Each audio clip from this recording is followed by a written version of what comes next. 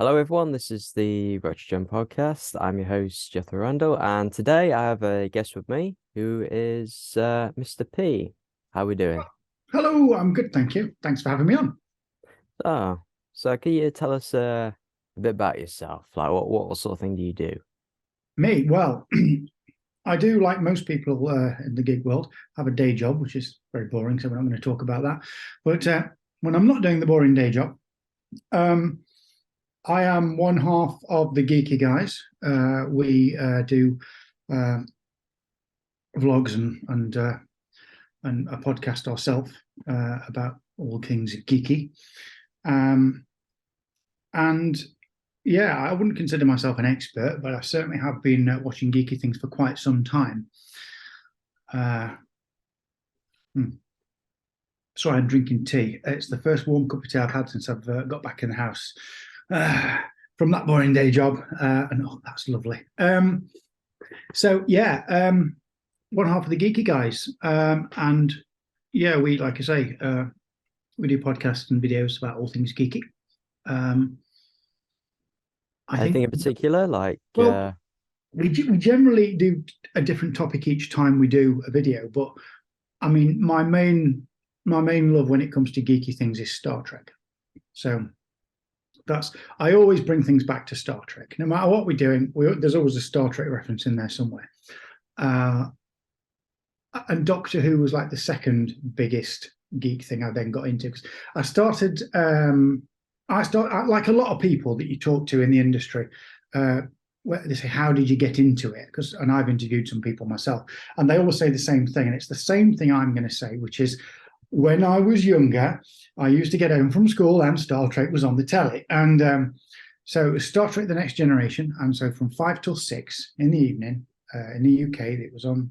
It's been on Sky One actually, but I'd watch it, and I really got into Star Trek heavily in the sort of mid 90s to late 90s. And then in the early 2000s, got into Doctor Who. And then everything followed after that, sort of discovered Star Wars a little bit later than when it came out, perhaps. But I do love Star Wars, even though I do go on about Star Trek. But yeah, so we do different topics, but I always bring it back to Star Trek. decent bedrock. I mean, it's been around for nearly 60 years now. Was it 57 years? Yeah, it's getting closer. What was it? Oh. 66, wasn't it? That it came out. So, yeah. Like, you got the unaired pilot, which came out in 64. So you could say it's nearly 60 years You already. could, yeah. The Cage was the on-air pilot. Yeah.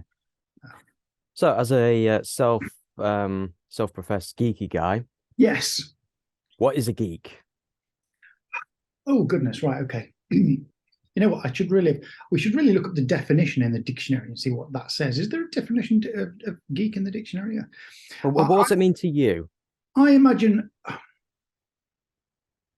there's a line in Doctor Who, and it's series 3 of the new Who with David Tennant and Freema Agyeman, and it's an episode called The Lazarus Experiment, starring the great Mark Gatiss. And in that, the Doctor visits Martha Jones, that's his companion, her sister, and is sort of geeking out over the science.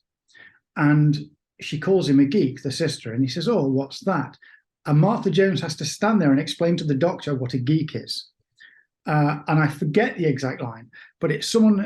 She says something like, "Oh, it's." And she tries to be polite. It's someone that really likes science, and he goes, "Oh, cool."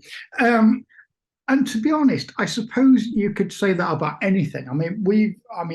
We've had this conversation before, Jethro. What is a geek? And you've said many times you could geek out about anything. And I suppose it's someone who really likes a particular thing. It's sort of a super fan, I suppose. But I think we're stereotypically pigeonholed into they like Star Trek or they like Star Wars. There's some kind of sci-fi type connection to make someone a geek in the mainstream, I guess. But you could geek out over anything, I guess. But for me, I suppose it would be someone who likes some kind of sci-fi stroke fantasy type thing. I suppose I would go along with that. Okay. And So follow. do they have to have some sort of like a science or a technology sort of a real world interest or an interest in real world sci-fi and technology? Do you think that sort of spans from that? Many people that have watched things like Star Trek, Doctor Who, Star Wars, have gone on in their real lives to become engineers, astronauts, doctors. And I suppose you don't have to have that real world connection. But if you watch this fantasy, this science fiction, and you want to create something because you've seen it on TV, then I think for a lot of people it's been a natural progression. You know, we've all seen the original communicator from Star Trek. It's a flip up, and all of a sudden you had a flip up phone that came out. We've all seen, you know, the desktop viewers from Star Trek. Then we had laptops that could open up. There's you know, it goes hand in hand. At one point, NASA had the background for one of their rovers that was like a 3D rover. And on the computer, they made it the black and yellow striped holodeck grid in the background because it was a Star Trek fan that did it. So lots of people that work at NASA in science, in medical, even engineers, and they're there because of this love for something. And again, I'm going back to Star Trek, but it doesn't have to be. And they took the love for that show and said, you know what, I want to do that, but I want to do that in the real world, and I want to try and make it better. And that's brilliant. That's fantastic. So there doesn't have to be, but I think there is a lot of people out there that are there because of those shows. Okay. Oh, the Space Shuttle Enterprise. If memory serves, that was a result of a petition by Trek fans. Yeah. Like, So NASA, your new space shuttle, yeah, call it the Enterprise. yeah. They weren't going to. I don't know if they renamed it or whether it was just a petition to get it named Enterprise. Can't remember. But it was. You're testing my brain now. In 1976, NASA launched their prototype Space Shuttle Enterprise. It never went into space. They used it just for testing, being on top of the aircraft and landing and that kind of thing. So it never actually went into space. But it was the first one, technically. The cast, most of the entire cast of Star Trek, the original series at the time, and Gene Roddenberry, the creator of Star Trek, went down and saw the unveiling of it. It still exists. It wasn't destroyed or whatever. It still exists. It's in a museum in America. I forget which one because it's moved a few times. But you can go and see the Enterprise. It was in some kind of air and space museum somewhere. I forget which one it's in. But yeah, 1976. The fans said, no, you can't have this brand new ship and not call it Enterprise. Quite rightly so. And it also appeared in the opening sequence or the opening titles of Star Trek Enterprise. It did. And it's this. I spoke about this the other day with someone because I put an episode of Star Trek Voyager on, and it got to the credits, and on like Netflix and things, you can skip the credits. And they said, oh, do you want to skip the credits? And I said, yes, but remember, you're allowed to skip credits on the Star Trek shows, apart from Enterprise, which you have to listen to Russell Watson's Faith of the Heart all the way through. So you can see that lovely opening title montage, which I love because it's the first Star Trek show that didn't just have the ship or whatever they were talking about. So the Next Generation had the Enterprise D, Voyager had Voyager, DS9 had DS9. Bit like this. Like that. And but Enterprise showed the human race progress from sailing ships all the way up to space shuttles, and then to the Enterprise. So they showed you, the first man who went, first man in. Did they show you? No, first American. Gagarin? What was it? Yuri Gagarin? They showed on that. He's the first man in space. He was Russian. They showed one of the first people to do something was on there. Neil Armstrong, he was on there. Neil Armstrong was on there, but they showed a rocket launch. They showed progression of exploration all the way through the ages, and I thought that was lovely. Accompanied, of course, by Russell Watson's Faith of the Heart, based on Rod Stewart's version of the song, which I love anyway. I love Russell Watson's version of the song. And it also started like right before with the the HMS Enterprise. That's right. Yeah, the big sailing ship. So there's a long lineage of enterprises. It's been a long road getting from there to here. Isn't there a US Navy aircraft carrier called Enterprise that Yes. first launched in 1962? So you can't say it was inspired by Star No, Trek, can you? potentially, maybe Gene Roddenberry got the idea from that. But that aircraft carrier, I think, was that actually in the opening credits as well? I think it was. And what's a funny story is in one of the feature films, Star Trek: The Voyage Home, they come back in time to, well, present day when they filmed it, and they need nuclear material, and there's an aircraft carrier in port which they beam onto to pinch it. And it's called the Enterprise. But they didn't use Enterprise because it wasn't around. It was out at sea, so they had another one in. They changed the name on it to Enterprise for the shot. So they didn't actually use Enterprise, which is a bit of a disappointment. But in the story, they used the Enterprise to help them get back.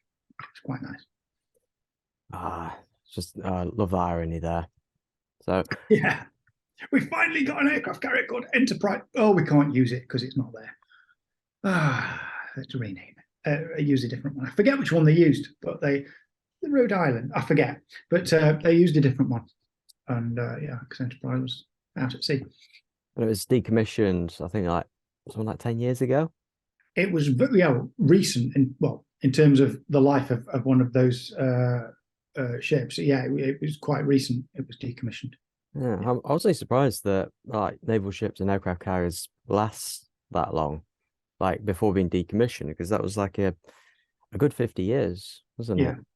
I can't remember whether it was Enterprise or was it a different one, but I know that there were plans for one of them potentially to be bought by someone, and they were going to dock it up and create a hotel and entertainment complex floating on the aircraft carrier.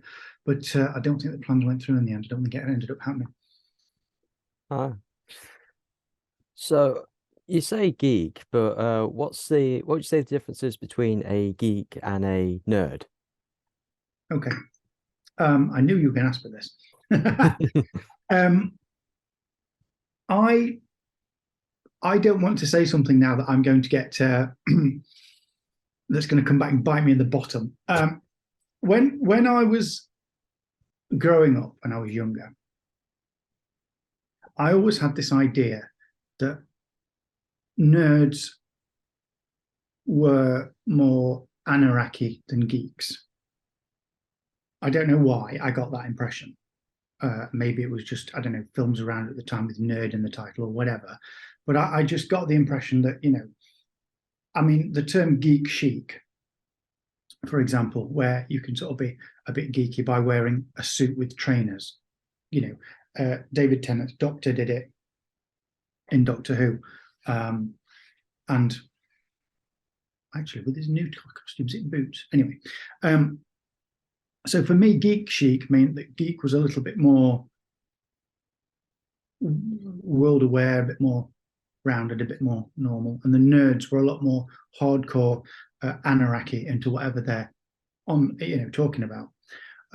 Obviously, as I've grown a little bit older, and potentially a little bit wiser, I now think that, to be honest, it doesn't really matter whether you call a geek or a nerd. It's just someone who really loves something and knows a lot about it and follows it. And I don't think either of them should be used derogatory. But all right, okay. Deep down, I still think geek is slightly better than nerd. I don't know why. Wow.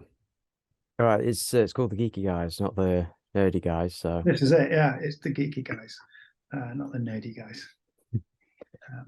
So we had a look at the petition for the space shuttle to be called Enterprise, but what are the sort of like fan? I don't want to say like pressure groups, but I guess it is sort of like we're fans of this. Please do this. I think I know where you're going, and I've got a great example for this. Again, it's another Star Trek one. Obviously, no, two. I've got two examples of this actually. With Star Trek. One's a Star Trek one. One's almost the same, but just not Star Trek, which is Star Trek ran in 1976 when the Space Shuttle came out. Star Trek was in from the it had been on in the 60s and ran for was it three series? Three series. Yeah, and it was okay, but it got cancelled after three series. It then went into syndication, which means other network can buy it and show it, and it thrived. It thrived to the point where it was getting so many rewatchers that all of a sudden the people high up went, "Hang on a minute, this is doing quite well." And also, you had conventions started. Now, they weren't really conventions before Star Trek fans got together and said, "Let's all get together and talk about this. Let's invite one of the actors to come and talk about this." And conventions, as we now know them, were born. And it was a case of, it was almost that the fans watching the show and making it so popular again, and putting the ratings up, and that made them think, well, actually, we could do more of this. So I suppose in a way that was their way of doing it. And I'm sure there was a lot of talking to the network as well, sending letters and saying, "Come on, we want more Star Trek." I think there was a bit of that as well. So yeah, I think so. And the other is Lucifer. If you've seen the TV show Lucifer with Tom Ellis, it ran for a few series on one platform, got cancelled, and there was a big petition, #Save Lucifer. As the Geeky Guys, we spoke about it and tweeted and stuff about it, and the overwhelming support online for the show meant that it was then picked up by someone else who finished it off and did it for another 3 or 4 series, which was really good. I mean, all the cast were involved as well, but the whole #Save Lucifer was trending so well that I think it was Netflix in the end that said, "You know what, give it a go." Which, well, they don't do anymore. Let's face it, they do 2 series in canon all the time now, don't they? It's not called Netflix anymore, by the way. It's called Netflix 2 series because that's all they ever make, and then they just cancel it. And they put Stranger Things, or well, they put a lot of dub stuff on at the minute, a lot of foreign stuff that's dubbed that I've noticed coming through on the feed, and it's like, could have done series 3 of that, but instead you put that on where, I don't know. Well, at the end of the day, we know what it is, don't we, Mr. Jethro? It's a money thing, let's be honest. Yeah. I mean, you've also got The Expanse, which I think first aired on the Sci-Fi network, and I never watched it, but neither have I. But it got acquired by Mr. Dave. Watched it all the way through, and he's constantly telling me, "Mr. P, you need to watch The Expanse. It's really good." And I think I said this on one of our podcasts, and I still haven't watched it yet. But yeah, he gives it the Geeky Guys thumbs up, which I suppose means by extension I do too. So yeah, it's meant to be really good. But Amazon bought it after, like, Sci-Fi cancelled it after, I think, season 3, and a lot of fan pressure, and Amazon bought it. Or Stargate SG-1, that Showtime, they won't get enough subscriptions for it because it was under syndication 6 months after it was aired, and everyone just watched it after when it was on cable because they didn't want to watch it on a pay-per-view channel, and it's just like, well, no, canceling it. And Sci-Fi were like, "Oh, we'll pick it up." Yeah, because the fans absolutely loved it, and there was a lot of pressure for it. So yeah, fans. Where was these network decisions when Firefly got cancelled? That's what we all want to know. Oh, it's still a sore point. I know, it's some things get saved, other things don't. I mean, does it depend on like the size of the fan base, the pressure of the fan base? The fan bases do save things, but sometimes are they just not enough? I don't think it matters how many fans you've got. I don't think it matters how much money is involved. I think at the end of the day, you've got some executive high up that sat on his big office chair there and behind his nice big desk, and they make a decision based on whatever they want to make a decision based on, and that's it. And they don't really worry about the rest of it. I mean, you only have to look at DC at the moment to notice that that's the case. That a bit of a sore point.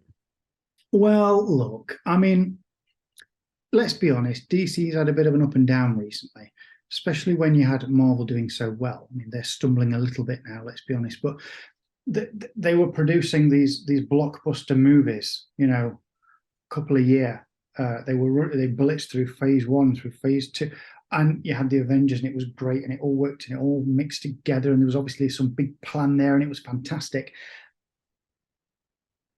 Then you had DC, which they stumbled and they didn't really do it, and then they thought, hang on, maybe we should follow this format a little bit. So they brought out Man of Steel in 2013, and it was like, wow, a Superman film back on since 2006 was the last one we had with Superman Returns. And so you had this Man of Steel film, which with Henry Cavill, which was fantastic. It was a little bit of a different version of Superman that we'd seen, but it was Zack Snyder's imaging of it, and it was good. We liked it. And then they thought, did they do what Marvel did and say, I tell you what we'll do now, we'll bring out like a Batman film that's going to be really good, we'll bring out a Wonder Woman that's really good, and then we'll do a team up and do Justice League. No, let's not do that. No. They said, oh no, why don't we put Superman against Batman for the second film? And I tell you what, being as we've got this great character of Superman, let's just give him 43 lines and that's it. What? What? I mean, was that the first appearance of Ben Affleck's Batman v Superman? And I'll tell you what we'll do. Let's kill Superman at the end. Yay! What a bunch of wallies. And then they brought out the Wonder Woman single film, because she'd been also introduced in this. Like, oh, let's chuck a Wonder Woman in there as well. And it's like, what were you doing? And then they bring out the single Wonder Woman film, which was epic. It was fantastic. Which they should have brought out after Man of Steel. Let's do the single ones. And then it was like, oh crap, hang on, the ratings are a bit dodgy. We need to get all these heroes back together. Let's do a Justice League. We'll do it in 2 films. We'll build it up. We'll bring in the Flash. We'll bring in Cyborg. And I'm thinking, oh, this is going to be good. We knew obviously they were going to bring back Superman at some point. That had to happen within these films. I think the original plan to start with was to have him come in at the end of the first film. No, let's not do 2 films. Let's just change our minds again. Let's just do 1 film. And it was like, what? And then they brought it out and it was okay. But by now, fans are just thinking, what the hell are you doing at DC and Warner Bros.? What the smeg are you thinking? And then, after a lot of people online moaning and talking about what they're doing, let's just get back Henry Cavill for Superman. Me and Dave on our podcast talked about this. Finally, they said, you know what? We're going to bring him back as Superman. End of Black Adam makes a cameo. They took him down to Pinewood in the UK. It was 1-day shoot. Put him in the suit and he comes out. He announced online he's Superman. The whole world went, woohoo! Online, everyone was so excited. Yes, finally, we're going to get Man of Steel 2. We're going to let's just fix this problem now and go forward. You can see where this is going, can't you? They decided, no, we're not going to do any of that. We're going to forget that completely, sack off Henry Cavill, even though he just left The Witcher to come over for it. We're just going to do what James Gunn wants to do, and he just wants to do his own thing, so we're going to let him do that instead. And it's like, what? What? It's like they got Joss Whedon, who has done Marvel. It's like, well, he did well at Marvel, so let's just get him on. And it was a bit meh from what I understand. And then they're bringing James Gunn, who did well at Marvel, to do that. So I don't know, history's sort of repeating itself because they had Snyder. Yeah, I have to just balance this somehow because I have just kind of gave him a good slating. I do think Zack Snyder stuff was a little darker, and Superman's not really meant to be dark. So I let them off with Man of Steel, with it being a little bit darker, because they had this IP that they could now do a lot with. But they just dropped the ball and didn't do it. And James Gunn now has this opportunity. It's a golden opportunity, but he's got a lot of work to do to bring the fans back online and on board. But he has now got a clean slate to do it. Okay. We have the multiverse. If it was me, I would protect the IP we've already got and just say, look, we might come back to that and fix that later. Let's just do this on a different Earth, in a different one of the multiverses. And this is a different version of it. That's how I would package it to fans and say, look, we've not killed that off completely, although for now we're not touching it. We're going to do a reboot here. We already know they could cross over from the TV shows to the film, because in the crossover for the DC shows, in the Arrowverse, the last large crossover, we had both Flashes meet. So Grant Gustin's met Ezra Miller's Flash on screen. So we know that the DCEU film universe is one of the multiverse universes alongside the TV one. So why don't we just do the James Gunn universe as a different one? And then we could still go back to the other. And we don't really know what they're going to do with it properly. So we don't know if that's not the case, but they've kind of said, no, it isn't. We're just going to draw a line under all the rest and put it to one side. They filmed an entire film of Batgirl. All of it, including a Michael Keaton cameo. We've got Supergirl coming in. They made it, gave it to a test audience and went, oh, I didn't really like it. No, let's just forget that. We're not going to show it you. What are you doing? You're meant to be putting stuff out to bring people back into this, buying into what you've got. I really hope James Gunn's got a handle on this. And if he has, it's going to be epic, and I'm sure it'll be great. It has to be great. If it's not, if the first film he puts out is rubbish, they'll lose people forever, because they're not, every time something happens now, they're just going to be like, well, I'm not going to watch it because it's just going to be rubbish like everything else. So it just seems tough to be a fan of DC. There's a lot of pressure at the minute on DC to get this right, and James Gunn. And we don't know what happens behind closed doors, And he says he's going to do a good job, and he's got a plan. Oh, I really hope he's got a plan.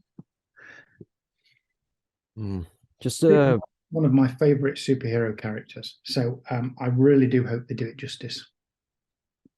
Yeah, when you were a fan of the original, was it Christopher Reeve Superman? So Christopher Reeve was the first. Well, not the first, actually. In 1978, he was the first to do it in colour on the big screen. Big blockbuster movie. He spent millions. The Sulkines put millions into it. Previous to that, there was a TV series in the 50s with George Reeves. Related? In black and white. And are they related? No relation. And eventually it did go into colour towards the end.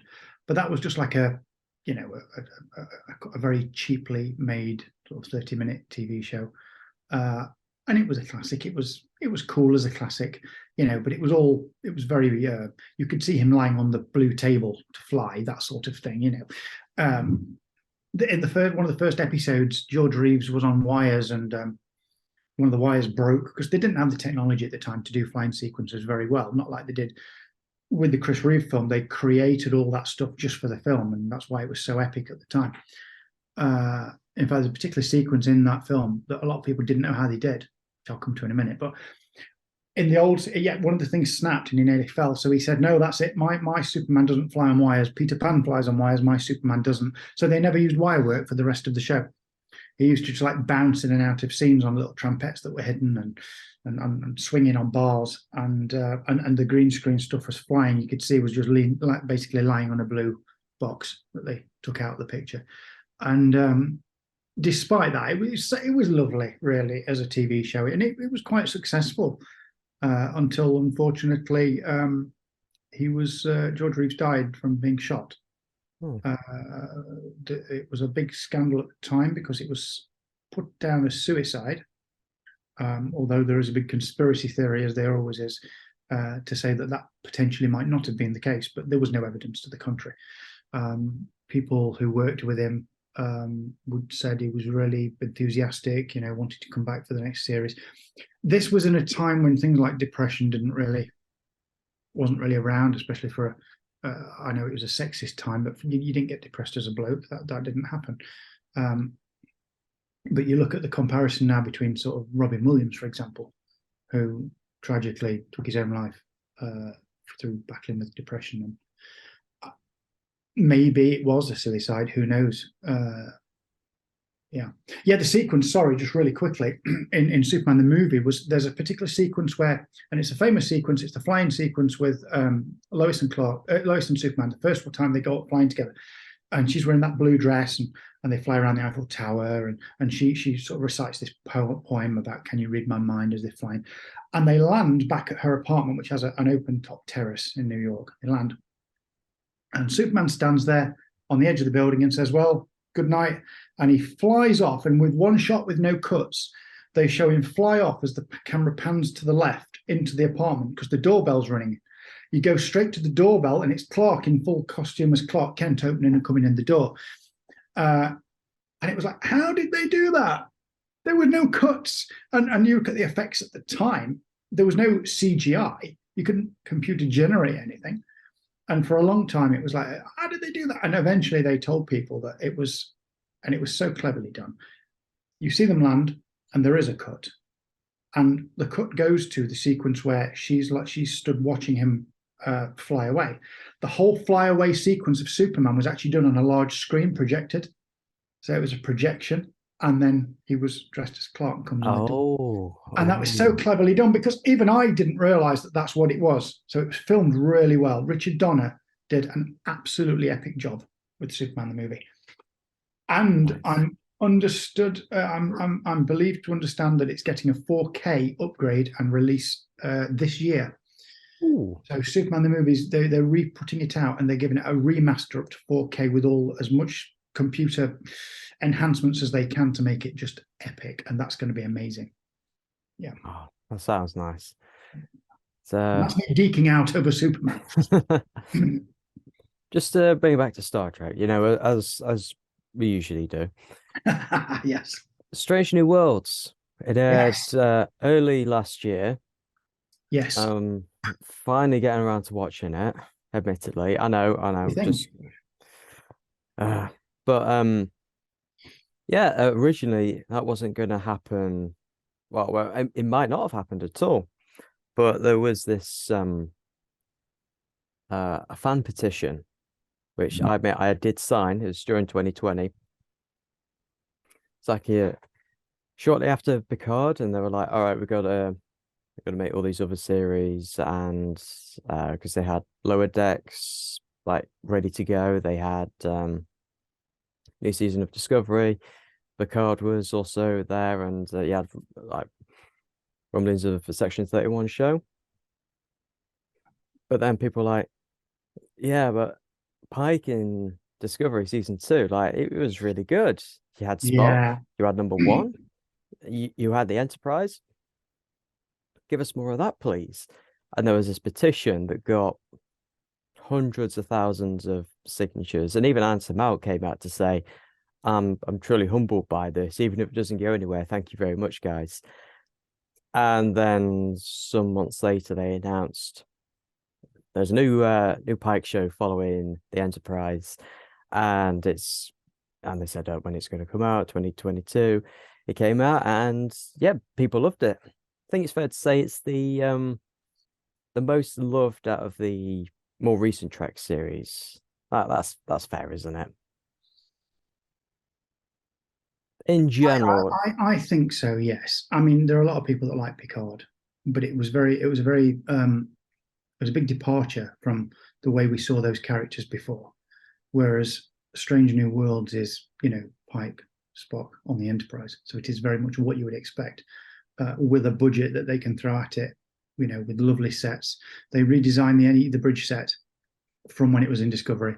They made the bridge smaller and a little bit more like the original Enterprise.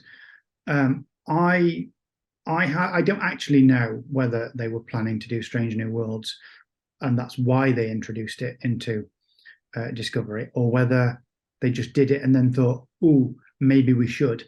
I'd like to think there was a plan all along, but I don't know. I also like to think that the fans made it happen, because that would be great.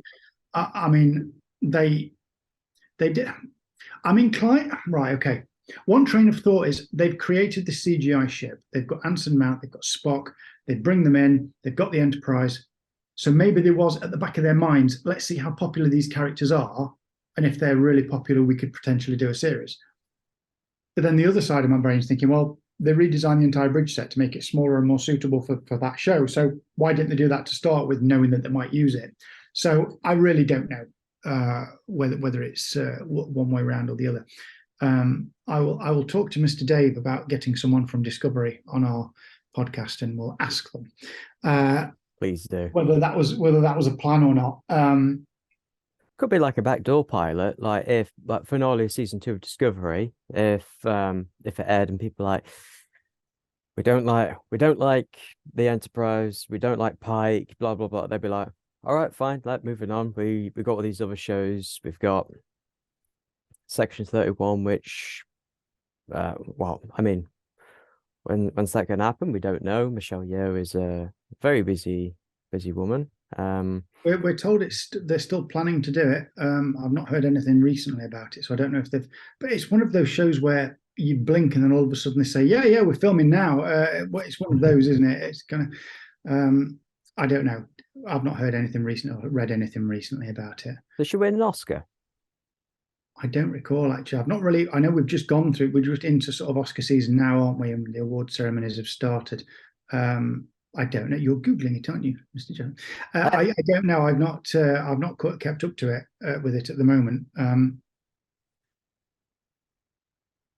I know that towards the end of last year we had the second set of 10 episodes of Star Trek Prodigy on Paramount Plus came out, and that's a really good show for watching with your kids. Yeah, get them started soon. Yeah, it's. We had on mine and on Geeky Guys, we actually interviewed Patrick Krabs and Aaron Walke, who are the executive producer and writer for Prodigy, and they were really nice guys. And they love Star Trek, and we had a great conversation with them. And this was just after the first 10 had come out, and the next 10 they let us know was coming out later. Towards the end of last year, and they've come out. I was going to do just recently. I had a few days off work, and I was going to do a binge watch of all 20 episodes and live tweet it. So I might do that at some point next month. I might pick a day and just live tweet it all and do that, because I've still not seen them all. But sorry, go on. Did she win an Oscar? Wasn't an Oscar, but Best Actress at the Golden Globes. Golden Globes 2023. That's the one that's just happened. Was that for everything everywhere, or everything everywhere all at once? There we go. Props to her for that. So she's going to be in high demand now, and whether that means that the series is now going to be a limited series because her time's going to be at premium. But no, props to her for that, and hopefully we get to see that soon. Yeah, I didn't. Another show just win. What did there was another show recently that just won something? Was it Star Trek? No, hang on a minute. Oh, what's just one? Sorry, my train of thought they just completely went away, and it was something like it was for like production quality or something, or sound or visual effects or something for a show, and it won something, but the series itself wasn't really that successful. What was it? It's not Star Trek, is it? No, sorry, I completely digressed there. I forgot what it is. It'll come to me at some point. I'll just shout it out, Jethro. Okay. But yeah, just thinking about like how even if it was planned, Strange New Worlds probably got made sooner than it would have otherwise have been made. So again, thank the fans for that. And absolutely. The one thing about the Star Trek fandom is that they are like a big family, and you only have to go online and look at the communities on Twitter and Facebook and things. And yeah, just the last Star Trek con that I went to was Destination Star Trek, and it was just after COVID had lifted. The organizers of that con have had a few issues, which they kind of put down to CBS and Paramount, and the fans kind of put it down to partly them not organising it properly. But let's not go there. But the most positive things that came from that convention was the fact that the fans could finally get back together and talk about their favourites, show, and actually have that engagement and that social interaction and really get together with their mates again. so there wasn't that much negativity about the con because it was overshadowed by the positivity of that fandom getting back together again, and that was really nice. Because you've also got well, about the fandom, but people that work on the shows are also part of the fandom. Absolutely. Because I mean, you said about Henry Cavill, he's a well-known, let's say, geek. He is completely. He visited Warhammer near here in Nottingham when they showed him around. It was only later we discovered that he was got a Warhammer show in the making. So that was obviously in the works for a long time. But he was still willing to do Superman. Yeah, so he's going to be working on a project, a short series based on Warhammer, which is going to be interesting. Yeah, he's a big geek. He does Warhammer and he watches all the geeky stuff on TV. He's painting his miniatures. Yeah, you also got Anson Mount as well. He's a big like Trek fan before Trek, wasn't he? Yeah, the beauty about excuse me, the beauty about the people that are in Star Trek now is it's been going for so long that a lot of them have grown up watching it. You know,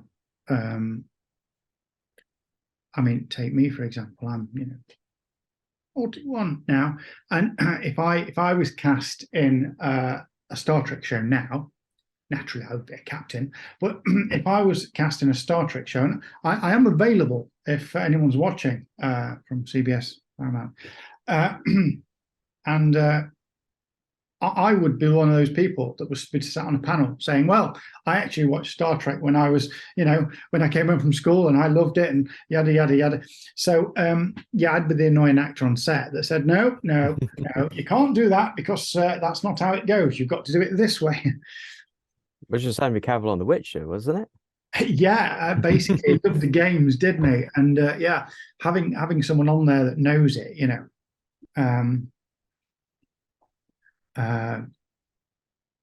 yeah, I'd hopefully I wouldn't be one of those really annoying ones where they're holding something and said, oh, my pad thing's broken. It's personal. It's just a pad, personal access and display device. But they're going to call the iPads the pads or the iPad with 2Ds, but they couldn't get the copyright. Probably. I mean, like I say, it is an acronym, like I just said. Personal access and display device is what PAD stands for in Star Trek. Lots of acronyms came out of the 90s shows. The Okudagrams, so named because Mike and Denise Okuda, who worked in the graphic design and production team for the 90s shows, created all the computer graphics, the control panels, all of the LCARS systems. They're called LCARS, which is Library Computer Access and Retrieval System. The memory palace was on fire tonight. Apart from that show, I can't remember. And yeah, they designed all of those. And yeah, I'd be the one saying, no, you can't have that there because that circle needs to be there. Yeah, I'd be the annoying one, I think. An actor and continuity advisor all in one. Yeah. That sounds like a bargain, really. It does, really, doesn't it? You can't have that com badge, you've got to have that com badge because it's 2371. And they used this one. Oh yeah, that's when they swapped. Yeah, the 2370 was the round one, that one with the round one, not the yeah, I don't have that one in front of me actually, but yeah, the TNG style, we'll call it, TV show. Before because Generations was technically filmed, so the TNG style before we went on to Voyager, we'll call it, because DS9 switched halfway through when they switched in Generations. Yeah. And I guess every time there's a uniform change, that is an absolute nightmare for cosplayers. Especially nowadays with New Trek, every single season has a new uniform. Yeah, Discovery certainly has put a lot, but a lot of people out of pocket as they've now got to go and make new uniforms every time. You started with the blue Discovery jumpsuit type style one, well, jacket and trousers, and then all of a sudden they brought in Anson Mount with his Enterprise type zip up thing with the collar. Then the actual Discovery one changed to the coloured ones. Then Enterprise Strange New Worlds came out, and you ended up with the new uniform as well. Lower Decks came out with a different one. Picard came out with a different one. That's definitely one for season 1 and 2 of Picard. Yeah. And by the trailers, there's another one for season 3. In Picard as well. So it just absolutely bonkers. Yeah, the merchandising department's done really, really well. It's not as bad as the motion picture though, because of They've all got separate, different com badges as well. So the production companies, making the sort of like the badges. You got people before who had the big boards displayed. You can see them, and they've got all their com badges on. They need like an extra 50% on now just to get the main com badges on from the shows. Oh, Discovery had the pips on the com badge. They did, and then the ones from the Enterprise didn't. They were just plain ones, because obviously the Enterprise had it on the cuff, like the original series. They had the embroidery on the cuff. I feel sorry for cosplayers, but yeah, that's also going to your other love. Part of the fun though of being a cosplayer is that designing and making your own costume, sourcing a costume, and finding the one that you like. And that's part of the fun. It's not just about getting one and wearing it. It's about sometimes, and I say make it, I don't mean, when I say make it, you ought to see some of the ones that have been made online by people. They really go for it properly, and they look really good quality, a lot of them.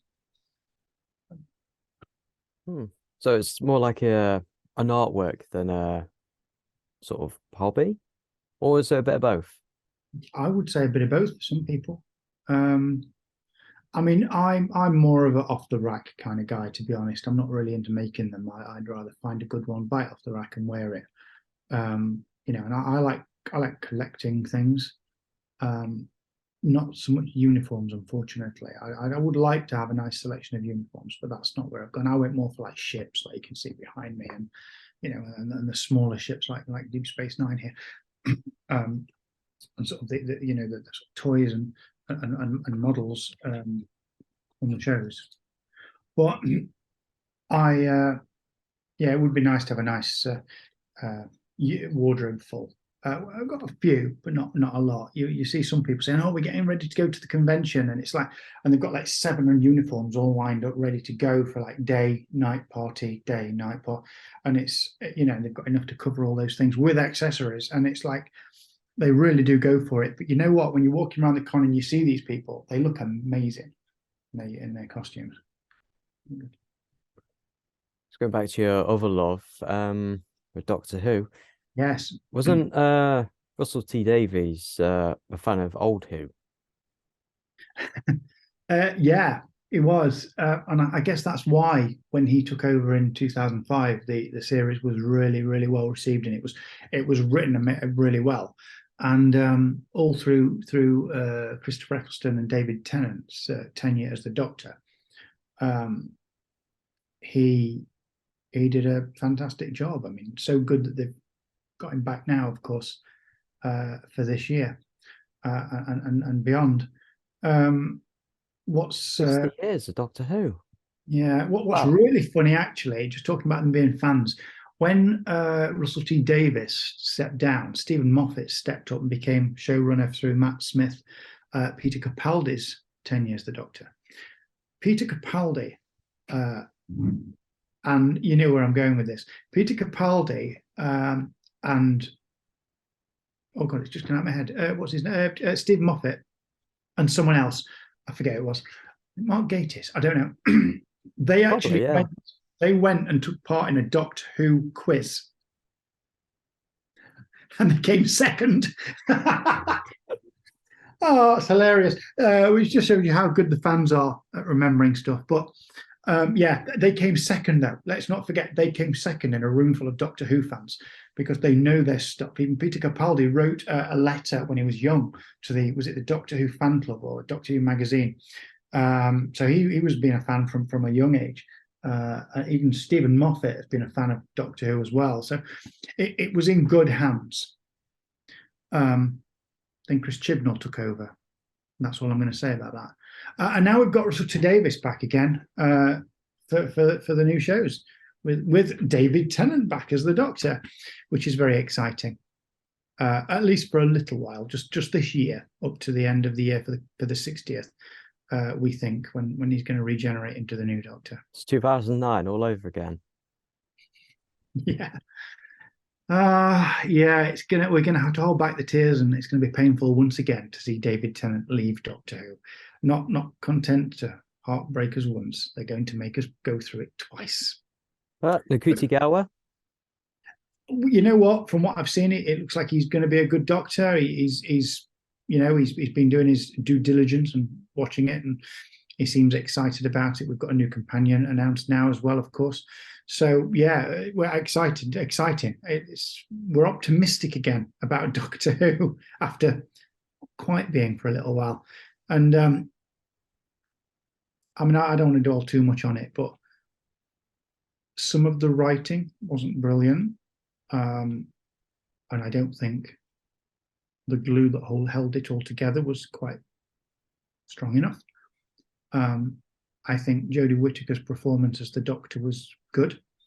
I think it got better as the series went on, till she got to her last little bit of time as the Doctor, and then I thought it was really, really good. I don't think they made her Doctor strong enough to start with, but her performance was really good. I just think she was let down a little bit with the writing. So there you go. Will she come to Big Finish? Everyone else has. Even Eccleston, isn't he on Big even Finish Christopher now? Eccleston has come back now to Big Finish, which is amazing. At long last. He did talk to the guys about the 50th. He was approached. He did talk to them, and in the end, it was just decided that he wasn't really needed. It, and he didn't really think it'd add anything to it. They already had a couple of main Doctors coming back, and that's fair enough. His relationship with Doctor Who has been a little strained. I think coming into fan events has helped him realise that fans of Doctor Who really love him, and he was great as the Doctor, and I think he realises they'd really like him to come back. So who knows? Maybe that'll happen further down the line. Hopefully it will, because I loved the Ninth Doctor. Yeah, we the one thing I'll say about his tenure is that we should have had more. Yeah, should have done. There seems to be an average of 3 seasons per Doctor. Like, you got some outliers, like say Paul McGann being like, well, quite a few, or Tom Baker having, what was it, 7? 74. Well, in years it was 74 to 81 for Tom Baker, which were one of the longest running Doctors. The longest person that actually served as the Doctor. Hang on, let me get this right. Let me think. It was Paul McGann, wasn't it? Including Big Finish.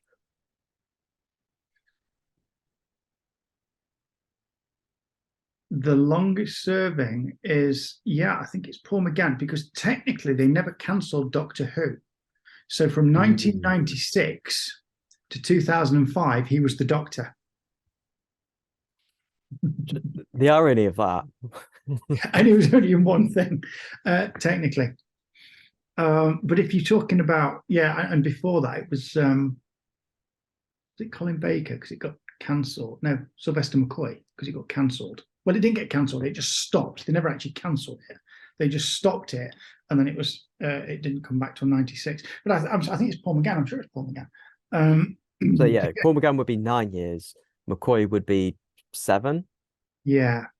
So it's got to be McGann, 9 years, hasn't it?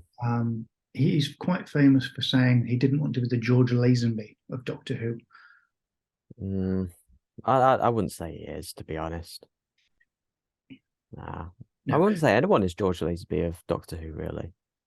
No, I wouldn't. I've just done started a rewatch of the Bond films, and I did actually get to On Her Majesty's Secret Service, and I've rewatched it. And to be honest, I don't mind it actually. I quite like it as a film. I think his acting was all right. Um, I think story wise, it was okay. There was an odd few bits they put in there that I don't think I would have put in. The bit where he looks at the camera, breaks the fourth wall, and says, "This wouldn't happen to the other guy." Should have left that out. I think you didn't need that in there. But for the most part, I quite liked the film. I think it wasn't terrible. I think everyone kind of calls it a little bit, and I've been guilty of doing that a little bit myself. But in retrospect, I was a little bit hastened there. I think it was okay. It's just different compared to the ones that came before and since, like directly before and directly after. Like it's definitely different. Like running time is different, the tone's different, the ending's different. But again, like with any franchise, especially one that lasts as long as that, like again, Bond's been going on for 60 years. You can't expect it just to stay the same. You need change, you need to innovate, you need to the reboot they did, not the reboot completely, but when Golden, are we talking about Bond now? The reboot when GoldenEye came out, it was all very 90s. It was all gadgets and Pierce Brosnan, I think, is one of my favorite Bonds, and a lovely all-round Bond. He can do the action, he can do the suave, can do the funny, can do the jokes. And yeah, he was let down with the last film he did, Die Another Day. Once you got to Invisible Cars, it just got a bit silly. He was contracted to do one more and was quite happy to do another, but they decided to just not do that and reboot it again, which I think after Invisible Cars, that was their own fault. They should have, that was an okay decision. But I would have liked to have seen one more from them. But then Daniel Craig completely just rebooted the entire thing out of the way and did it again from the beginning. Although I love the fact they kept Judi Dench as M. That was nice. don't need to explain anything. Just she's there, accept it, move on. Yeah, that's it. She's M, and I love that. And now, of course, we're going to get another complete reboot again. Now Daniel Craig's finished, which who knows what's going to happen. Lots of stuff knocking about in the media again, even recently as today, about Bond. Who's going to be Bond? We don't know. We're not going to know till they announce it, are we? So we'll just wait and see what happens with it, I guess. Well, let's face it, we're going to get another reboot now with Superman, with James Gunn and the whole DC universe. So Bond getting a reboot, DC's getting a reboot.